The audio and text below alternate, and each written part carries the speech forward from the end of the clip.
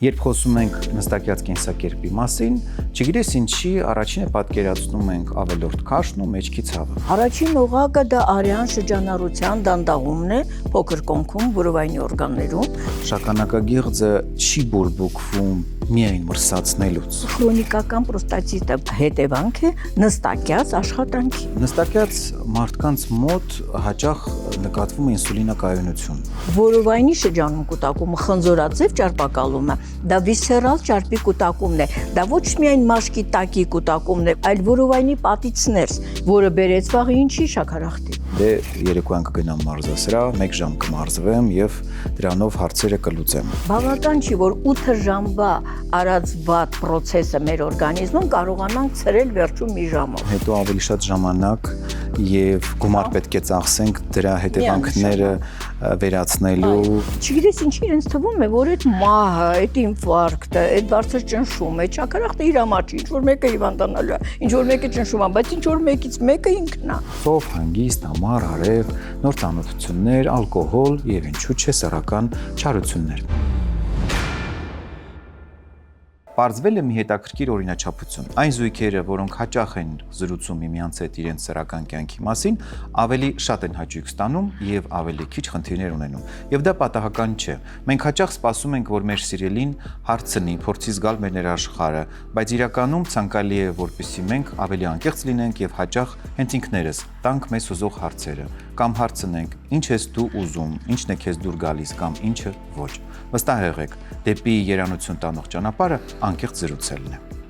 Մեր գիշերային զրույցներում մենք խոսում ենք այն ամենի մասին, ինչի մասին դուք սովորաբար լռում եք։ Բարի ուշ գիշեր։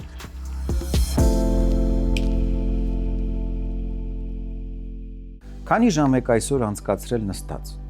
համակարգչի էկրանի կամ ղեկի առջև։ Երբ խոսում ենք նստակյաց կենսակերպի մասին, չգիտես ինչի առաջինը պատկերացնում ենք ավելորդ քաշն ու մեջքի ցավը, բայց կա շատ ավելի վտանգավոր ու թաքնված խնդիր։ Այդ խնդրի մասին մենք խոսելու ենք այսօրվա հյուրի, Էրեբունի բժշկական կենտրոնի գլխավոր էնդոկրինոլոգ, Երևան քաղաքի գլխավոր էնդոկրինոլոգ, բժշկական գիտությունների թեկնածու, դոցենտ, անձուկական Էլզա Հայրապետյանի հետ։ Տիկին Հայրապետյան, բարի երեկո։ Ուրախ եմ ձեզ կրկին տեսնել մեր տաղավարում։ Ես նույնպես։ Եկեք սկսենք նրանից, թե ինչ ենք հասկանում ասելով նստակյաց կենսակերպ, որոնք են դրա չափորոշիչները, եթե կան, որովհետև շատերը ուղղակի ասելով նստակյաց կենսակերպ հասկանում են, թե դա ընդամենը սակավաշարժ կենսակերպն է։ Երևի թե այն ունի իր սահմանումը եւ չափորոշիչները։ Դե ինչ, մենք բոլորս գիտենք, որ հասարակության զարգացումը աստիճանաբար բերեց մեզ անշարժության, սակավաշարժության, հա։ Եթե 19-րդ դարում առաջի անգամ մեխանիկացման process-ը եղավ, երբ որ անգլիացի, այսպես կոչված Ջեյմս անունով մեկը, որը ընդամենը հյուսող էր, թելեր էր հյուսում, սարքեց մի մեքենա, որը նույն ժամանակահատվածում 6 անգամ ավելի շատ թել էր հյուսում, քան ինքն էր հյուսում։ Այսինքն եւ ինչ արեց, եթե մինչեւ այդ մեքենայի ստեղծումը նա ուժ էր գործադրում, հիմա ինչ եղավ, նստակյաց կյանքի անցավ, նստեց, որպեսզի աշխատացնի իր ստեղծած մեքենան։ Այսինքն սկսվեց նստակյաց աշխատանքային process-ը։ Գնալով դա ավելի լայն, ավելի մեծ ծավալ ձեռք բերեց, չէ, հայտնվեց շոքեքարշը, հայտնվեց շոքենավը, հետո արդեն ավելի մոդիֆիկացված մեքենաներ, ավտոմատացված եւ այլն, եկանք հասանք ինչին, լիֆտին, որ 2 հարկ բարձրանալու համար լիֆտ ենք օգտագործում, հələ բարձրանալուց օգտագործում ենք, բայց իջնելուց էլ ենք օգտագործում, չէ, ցավոք սրտի իջնում ենք։ Լավ, եւ ուրախ ենք, որ ավելի հեշտ ստացվեց մեր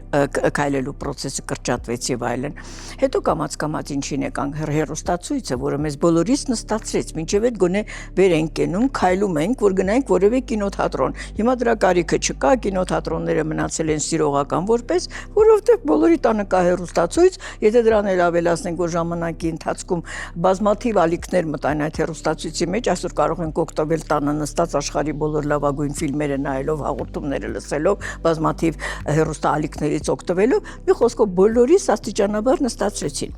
Եթե դրան էլ հասնենք, որ բոլորը երևի տեսնում են Երևան քաղաքում ինչ են կատարվում այս խցանումներից, ինչու մեքենաներն են շատացել։ Եթե գնանք 20 տարի հետ, երբ որ ես առաջ անգամ մեքենա էի վարում, այդ 27 տարի առաջ էր, քաղաքը դատարկ, ազատ, որտեղ կուզեիր կկանգներ, կուզեիր կշարժվեիր, իսկ հիմա ինչ է կատարվում։ Արդեն խցանման ժամ էլ չկա, բոլոր ժամերն են խցանված։ Չէ՞։ Սա ինչ է խոսում, մեքենաները շատացան, ինչքան շատացան, մեր քայլքը կրճատվեց։ Աստիճանաբար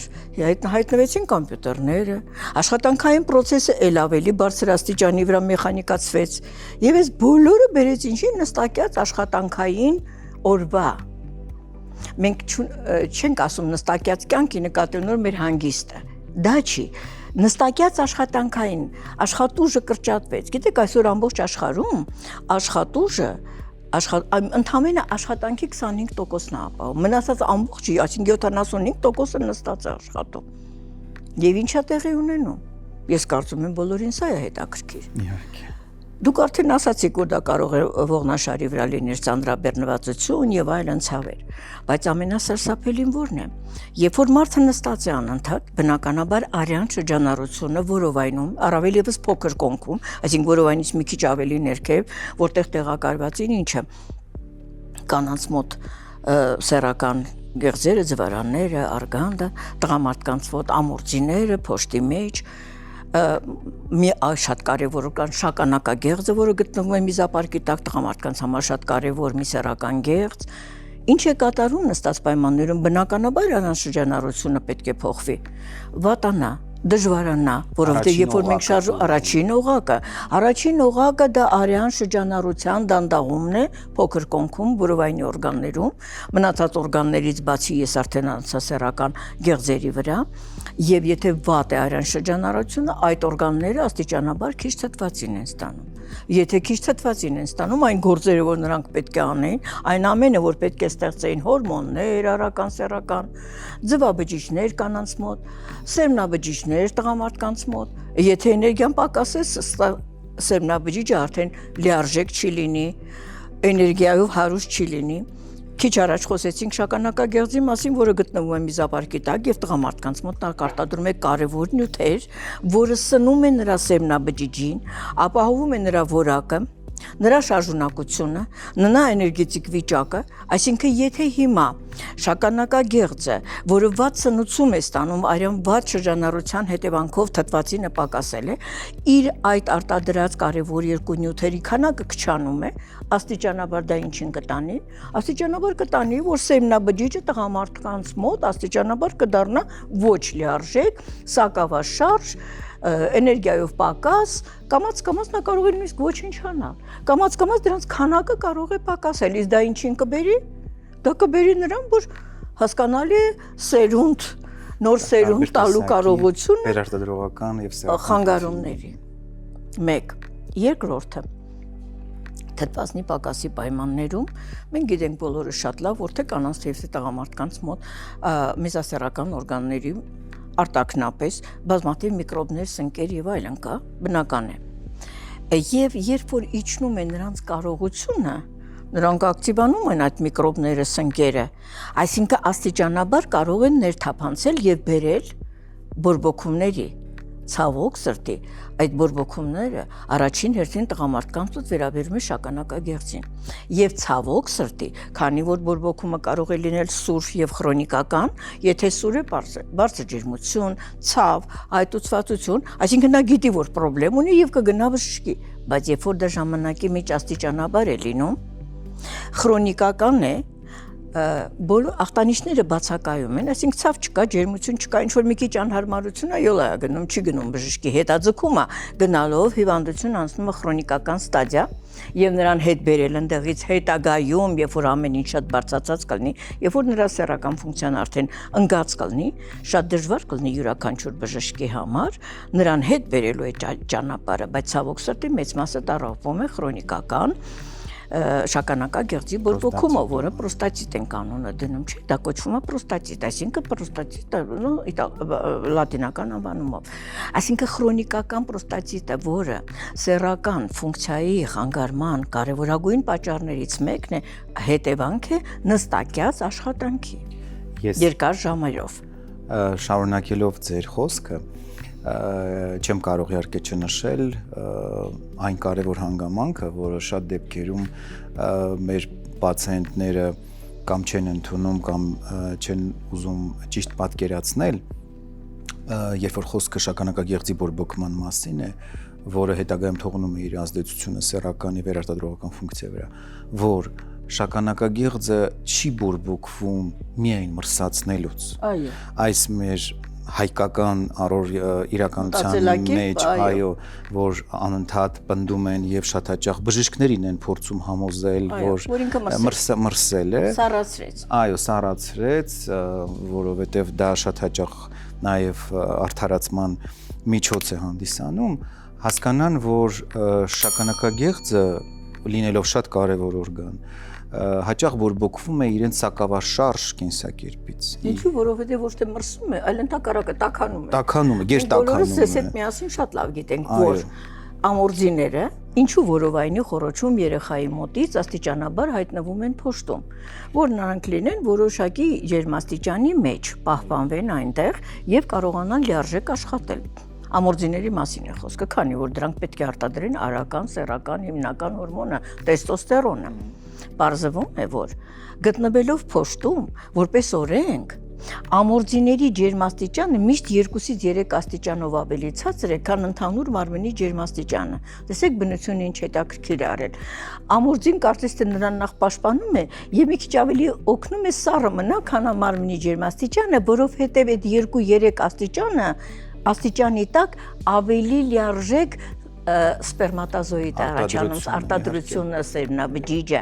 եւ տեստոստերոնի առաջացման համար ավելի մի փոքր ցածր ջերմաստիճանը ավելի օգնում գործին։ Խոսքը այսինքն գերտաքացումն էլ լավ չի, բայց ստացվում է, որ նստակյաց կյանքի ժամանակ, երբ արյան շրջանառությունը մենք ունենք կանգ վատե շրջանառում, որը ինքնըստինքյան իր հետևից բերելու է ջերմաստիճանի բարձրացման ամորձիների,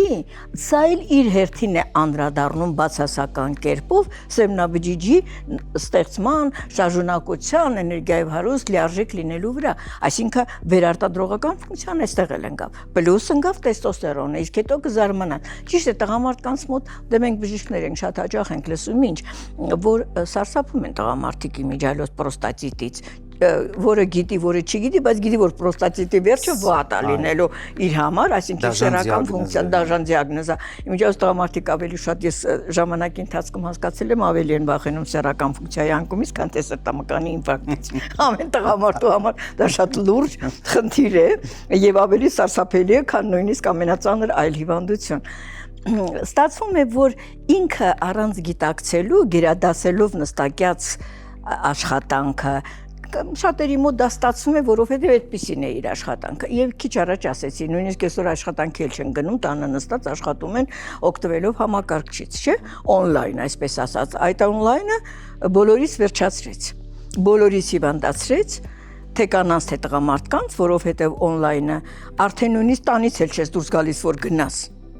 Գոնե կգնայր կհասնեիր աշխատանքի։ Նույնիսկ եթե մեքենա նստեիր, իջնեիր, դուրս գայիր, քայլեր, էլի կքայլեր, հա, գոնե 10 քայլ, իսկ հիմա տան մեջ ուր կքայլես։ Դու ես քո համակարգիչը։ Եվ նստած աշխատում ես օրեր, ամիսներ, տարիներ։ Իսկ հետո զարմանում են, որ 30 տարեկանում արդեն ունենք ունակ չեն սեռական ֆունկցիայի անկում կա։ Եվ հենց դրանով պայմանավորված արդեն սեռական ֆունկցիան սկսում է տուժել, եթե դրան էլ գումարվում է որևէ միկրոբային գործոն, այո, միջավայր, արդեն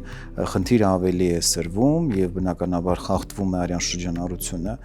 սեռական օրգաններում, բերելով տարբեր տեսակի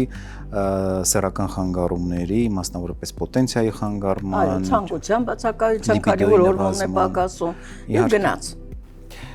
Ինչպես արդեն նշեցինք, սակավաշարժ կենսակերպը ունի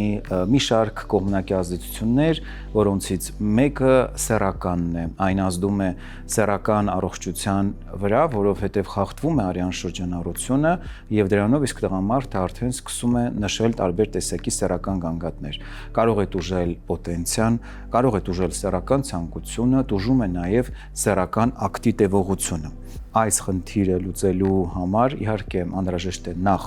հասկանալ պատճառը, փոխել կենսակերպը եւ անպայման նկատի ունենալ, որ սեռական օրգանները չեն սիրում գերտաքացում եւ չեն սիրում սակավաշարժ կենսակերպ։ Բուժման հարցում մեզ կարող է օգտակար լինել նաեւ մեր հաղորդման գործընկեր Հայսամ ընկերության Տադաֆորտ եւ Դապոքսեցին դեղամիջոցները։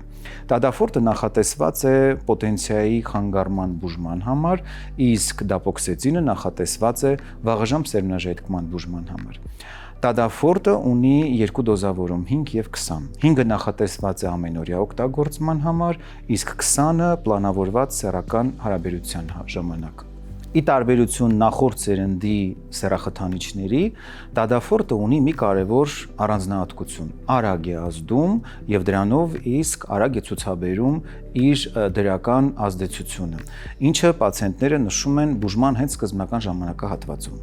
Դապոքսեցինը նախատեսված է, ինչպես նշեցի, վաղաժամ սերմնաժայթքման բուժման համար եւ ունի նույնպես երկու դոզավորում 30 եւ 60, թե որ դոզավորումը կընտրի բժիշկը, կախված է խնդրի վաղեմությունից եւ բարդության աստիճանից։ Երկու դեղամիջոցների միաժամանակյա օգտագործման դեպքում տղամարդու սեռական առողջությունը հնարավոր է վերականգնել շատ կարճ ժամանակահատվածում։ Երկու դեղամիջոցներն էլ ունեն կողմնակի ազդեցություններ, որոնց մասին բուժող բժիշկը պարտավոր է տեղեկացնել պացիենտին։ Տիկին Հայրապետյան, նստակյաց մարդկանց մոտ հաճախ նկատվում է ինսուլինակայունություն։ Նրանք նույնիսկ նշում են, որ քաշ են հավաքում նույնիսկ քիչ ուտելու պարագայում։ Եկեք խոսենք այս խնդրից։ Ինչու է դա առաջանում եւ ինչ անել նման դեպքերում։ Մենք անցյալ հարցազրույցի ժամանակ խոսեցինք այն թեմայով, որ սնունդը, որ մենք օգտագործում ենք, այն կալորիաները, որ մենք ներմուծում ենք օրգանիզմ, դրանք պետք է լրիվ ծախսվեն։ Եթե ինչ-որ քանակ չի ծախսվում, աստիճանաբար դա դառնում է ճարպ, որովհետև նա չի կարող օրգանիզմում անհայտանալ եւ դուրս գալու ճանապարհ չկա ավելի դառնում է ճարպ։ Այսպես կոչված տրիգլիցերիդները, դրանք կուտակված էներգիա են։ Քանի որ էներգիան ավելի մատերիա չի, ավելի հասկացողություն է, բայց ճարպը արդեն մատերիա է։ Այսինքն ճարպային բջիջում կուտակվում է չծախսված էներգիան ճարպի ձևով, որի անունը տրիգլիցերիդ է։ Լաբորատորիաներում այսօր դա կարելի է որոշել։ Լավ, կուտակվեց ճարպը, ինչ է ստացվում։ Նախ ճարպային բջիջում տեղի է ունենում, երկու խոսք ասենք սեռական հորմոնների մասին, հա, որովհետև թե տղամարդիկ եւ թե կանայք ունեն եւ կանացի սեռական հորմոն եւ տղամարդու։ Տարբերությունն նա է, որ կանանց մոտ կանացի սեռական հորմոններն ավելի շատ են, տղամարդուն է քիչ, տղամարդկանց մոտ հակառակ ավելի շատ է արական սեռական հորմոնը, ավելի քիչ է կանացի։ Փոխարկումը իմիջիալոց պետք է իմանանք, որ տղամարդու սեռական հորմոնից է առաջանում կանացի սեռական հորմոնը եւ դա տեղի է ունենում ճարպային բջիջում։ Հիմա ինչ է կարծում, եթե ճարպային բջիջը նորմայից ավելի շատ ճարպ է կուտակվել, բնականաբար յուրաքանչյուր process, որ պետք է տեղի ունենար այդ ճարպային բջիջում, փոխվում է։ Իմիջիալոց ճարպային բջիջում մի ֆերմենտ կա, ֆերմենտ այսինքն մի միացություն, որը արական սեռական հորմոնը պետք է փոխարկեր կանացի։ Ճարպի ներկայության պայմաններում այդ հորմոնը ակտիվանում է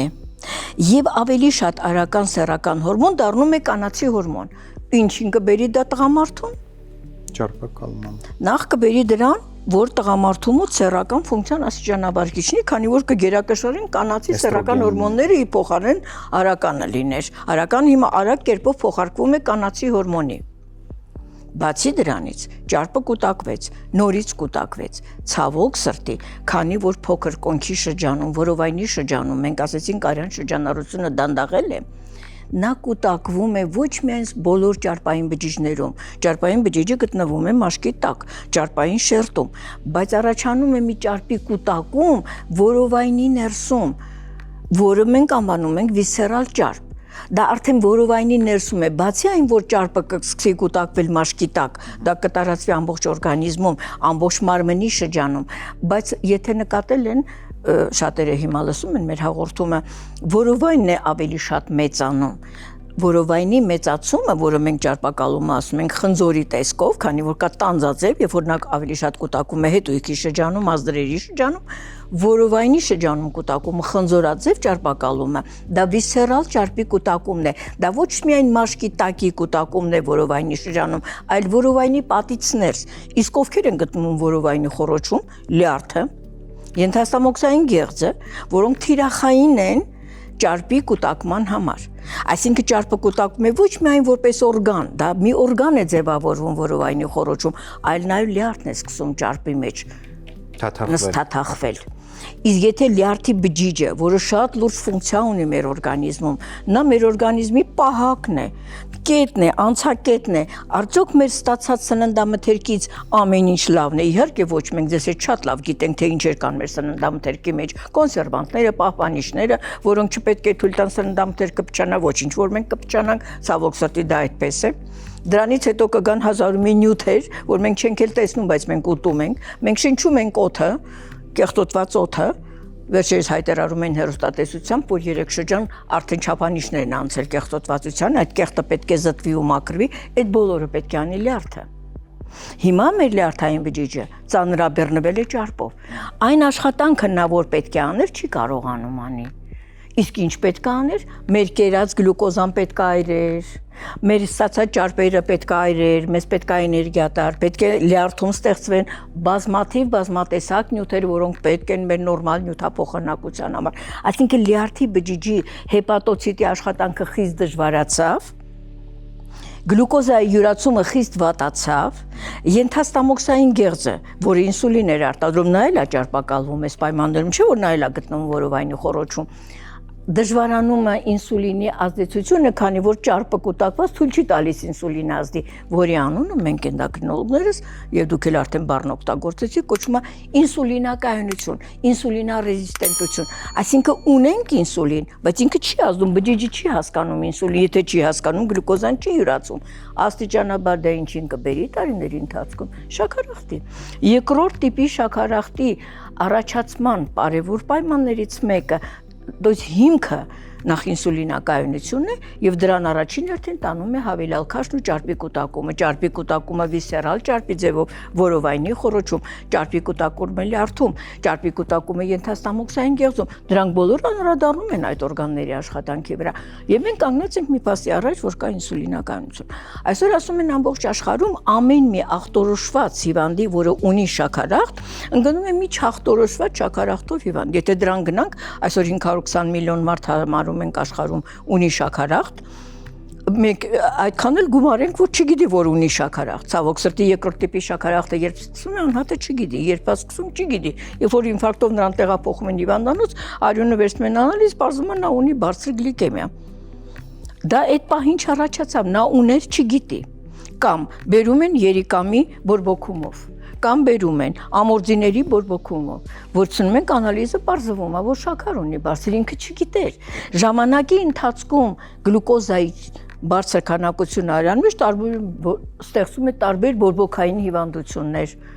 տարբեր օրգանների սնուցման խանգարումներ, արյան շրջանառության վատացման եւ վերջանում այդ օրգանի աղետային վիճակով։ Դա ինֆարկտ է, դա գանգրենա է, դա ինչ է, բայց հիվանդը չգիտի, որ ինքը նույնիսկ շաքարախտ ունի, ցավոք սրտի։ Եվ ինչ է ստացվում, բոլորի պատճառը ինչն էր, նստակյաց աշխատանքային կյանքը, որովհետև չկա մարդ, որը չի աշխատում, բայց ամբողջ օրը աթոռին նստած է։ Չկա, եթե հասել է նստակյաց կյանքի, դա աշխատանքային նստակյաց կյանք է, որը ժամերով, օրով, ամբողջ օրը 10 ժամ, 8 ժամ նա կանգնված է աթոռին, որտեղ աշխատում է համակարգչի հետ։ Եվ ոչ թե ուղղակի հանգստանում է 10 ժամ անընդհատ աթոռին կամ բազմոցին նստած, իհարկե ոչ ոք չի հանգստանում այդ ձևով, ինչ որ մի ժամ, 2 ժամ, բայց ոչ 10 ժամ, ոնց որ աշխատանքային, այսինքն եթե խոսում ենք նստակյաց կյանքից, դա նստակյաց աշխատանքային կյանքն է։ Եվ բերեց ինչի ինսուլինակայունության, որը բերեց վաղ ինչի շաքարախտի։ Սկսվեց շաքարախտը։ Դե եկեք արդեն շաքարախտի թեման մենք վեր ենք լուծել դες հետ միասին, կարծում եմ այսօր մեր թեման բոլորովին այլ է։ Տիկին Հայրապետյան, շատերը օրինակ կարծում են, որ շաբաթական 2 անգամ կամ 3 անգամ մարզասրահ այցելելը լիովին բավարար է, երբ որ գնում են օրինակ 1 ժամով մարզվելու, բայց ամբողջ օրը վարում են նստակյաց կենսակերպ, մտածում են դե երեկոյան կգնամ մարզասրահ, 1 ժամ կմարզվեմ եւ դրանով հարցերը կլուծեմ։ Արդյոք սա առողջ մոտեցում է, արդյոք սրանով հնարավոր է կոմպենսացնել նստակյաց կենսակերպի վնասները։ Նախ ես ձեզ ասեմ, որ եթե նստակյաց աշխատանք ունի եւ ամեն օր ինքը պետք է դա կատարի, 2-3 անգամը շատ լավ է, իհարկե, որ 1 ժամ երեկոյան մարզվի, բայց դա բավարար չի նստակյաց կարգավիճակի թերությունները շտկելու համար, այսպես ասենք, հա։ Նրանք որոնց աշխատանքը 8 ժամ նստակյաց է, պարտավոր են, կան սկզբունքներ ամեն process-ի լուծման համար, չէ, ընդունված սկզբունքներ։ Կարևորագույն սկզբունքի 60 րոպեն 1, այսինքն ժամը 1, այդ անհատը վեր կենա 2-ից 3 րոպե անի վարժություններ։ Եվ վարժություններ, որը հնարավորություն կտա ավելի աշխատացնել որովայնի հատվածը, փոքր կոնքը, այսինքն այդ հատվածի վարժություններ, հա։ Եվ արյան շրջանառությունը լավացնելու համար 60 րոպեն 1, 2-ից 3 րոպե։ Ես կարծում եմ շատ հասարակ մի process է, որ յուրաքանչյուրը կարող է անել։ 1. Երկրորդը։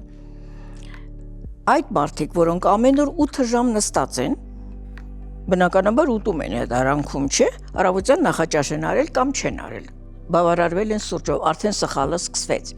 Այսինքն շարժումները շատ կարևոր են, բայց նորից գալիս ենք այնտեղ, որ առաջի կարևոր պայմանը ճիշտ սնվելն է, ռեժիմով ճիշտ ուտելն է։ Եվ ճիշտ ուտել դա նշանակում է դրոպնի կոտորակային պորցիաներով, համապատասխան քանակներով, ստանալ 3-ից 4 անգամ, մի անգամը թող լինի միայն մի հատ միրգ, 4 անգամ բա մեջ, 3 անգամը նախաճաշ, երկրորդ նախաճաշ կամ ճաշ, երեկոյան էլ տանը ընթրիք կամ եթե տանից է աշխատում։ Այսինքն շատ կարևոր է բաշխել ամբողջ կալորիաները հավասարաչափ եւ ճիշտ,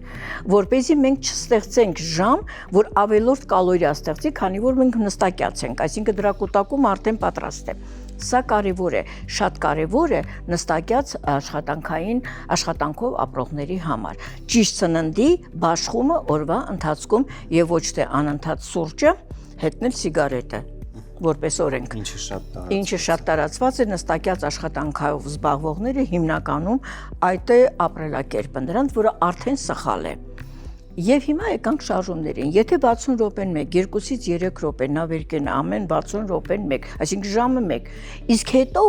երեկոյան մի ժամը բավական չի, որ 8 ժամվա արած վատ process-ը մեր օրգանիզմում կարողանանք ցրել վերջում մի ժամով։ Դա պետք է, բայց դա հարցի լուծում չէ։ Դա կարևոր է, դա պարտադիր պայման է, այսինքն սպորտով զբաղվելը կամ թեկուզ վեր կենալ քայլելը։ Գիտեք, յուրաքանչյուր անհատ օրական պետք է անի, գիտեք, քանի քայլ, 10,000 քայլ։ Այսօր մարդ չկա, որը որ չունի ժամանակակից հեռախոսները եւ կարող է այդ հատվածը ձեռք բերել, քաշել հեռախոսի մեջ ունենալ եւ հետեւի իր առողջությանը այնտեղ ցույց է տալիս չէ քանի կիլոմետր ես քայլել, քանի քայլ ես արել, էլեմենտար բան հեռախոսը քեզ հետ է ցավոք սրտի ուր գնանք մեզ հետ է։ Ստացվում է որ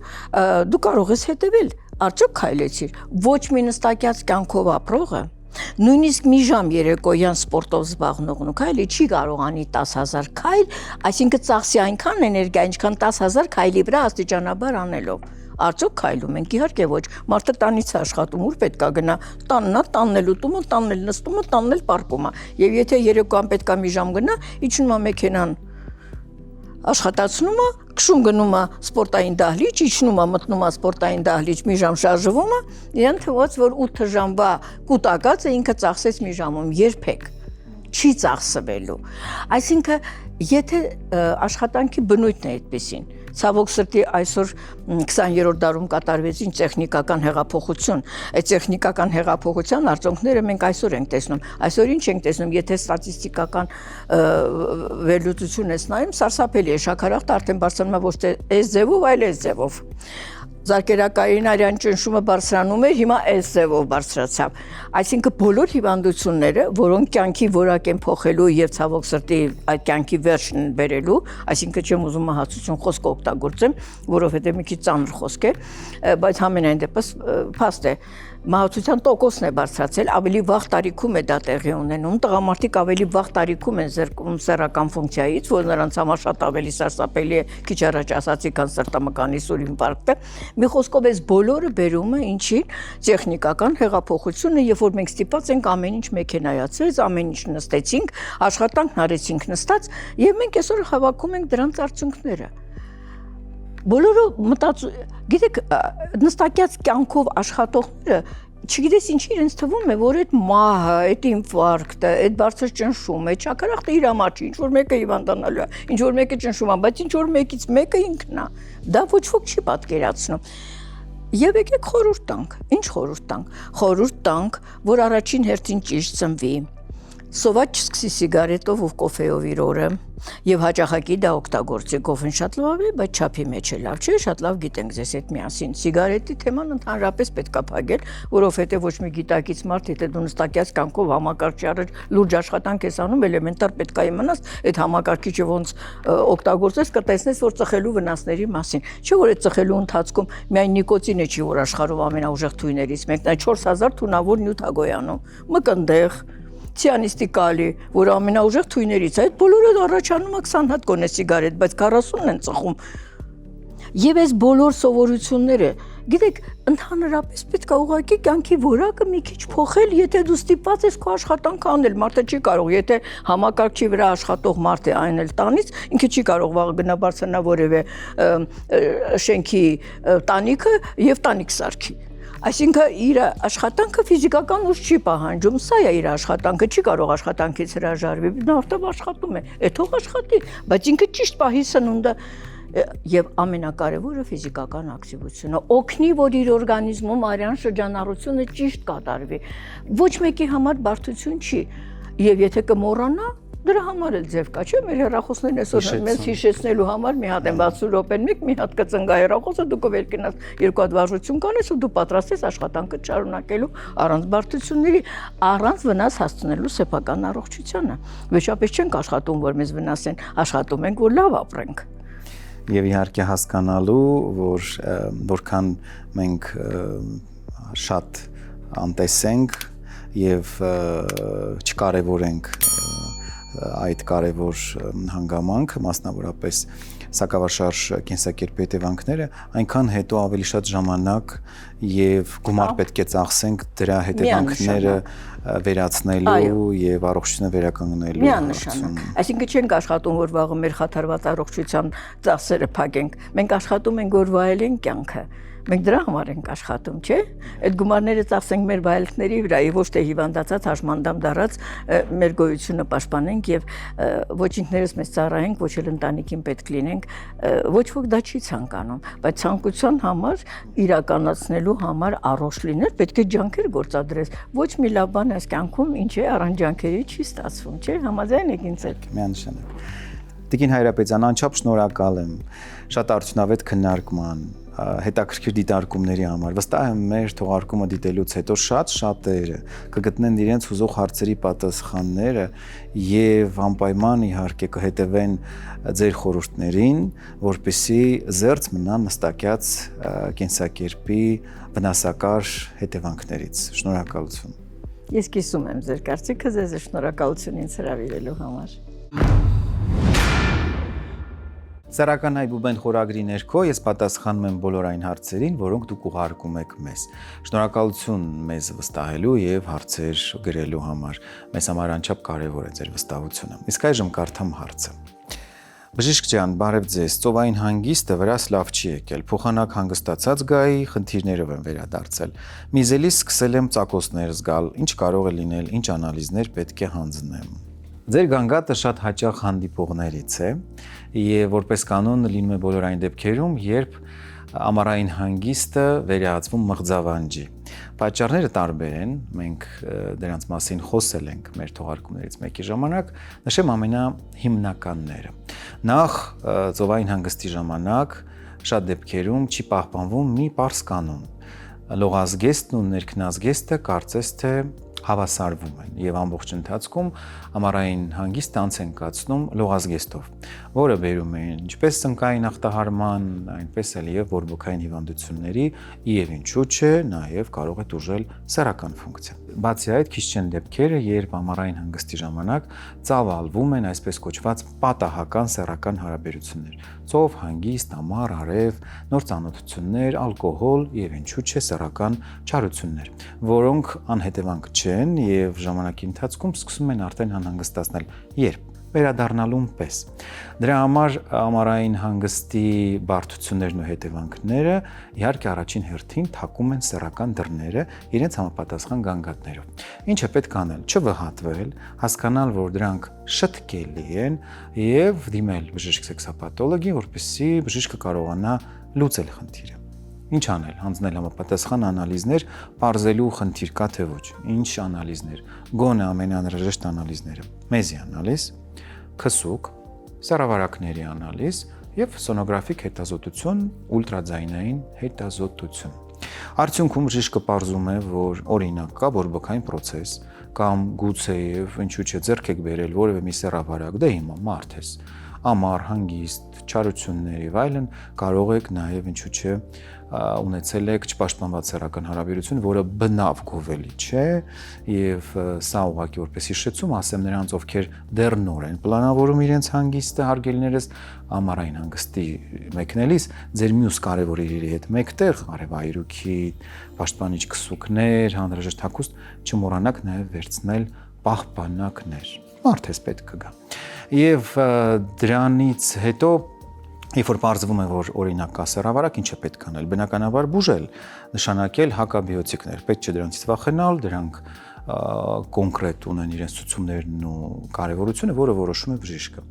Բայց պարզվել է, որ հակաբիոտիկների հետ պետք է նշանակել նաև հավելյալ այլ դեղամիջոցներ, բուսական ծագման, որպեսզի արտբուժումը լինի արդյունավետ։ Իսկ այդ հարցում մեզ կարող է լավ օգնել մեր հաղորդման գործընկեր Alpen Pharma-ի Urinoza Uroprolong բուսական հավելումը։